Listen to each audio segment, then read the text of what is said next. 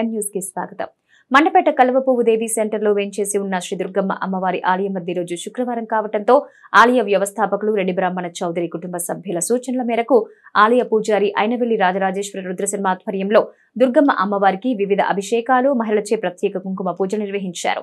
ఆలయానికి వచ్చిన భక్తులకు ప్రసాదం వితరణ చేసిన ఆలయం నిర్వాహకులు. మండపేట కల్వపువ్వు దేవి సెంటర్లో వెంచేసి ఉన్న దుర్గమ్మ అమ్మవారి ఆలయానికి శుక్రవారం కావడంతో భక్తులు వేకువజాము నుంచి అధిక సంఖ్యలో తరలివచ్చి అమ్మవారిని దర్శించుకున్నారు. ఆలయ వ్యవస్థాపకులు రెడ్డి బ్రాహ్మణ చౌదరి కుటుంబ సభ్యుల సూచనల మేరకు ఆలయ పూజారి అయినవెల్లి రాజరాజేశ్వర రుద్రశర్మ సమక్షంలో అమ్మవారికి వేకువజాముని అభిషేకాలు నిర్వహించారు. అనంతరం మహిళలచే ప్రత్యేక కుంకుమ పూజలు నిర్వహించారు. ఆలయానికి వచ్చిన భక్తులకు ప్రసాదం వితరణ చేసిన ఆలయ నిర్వాహకులు.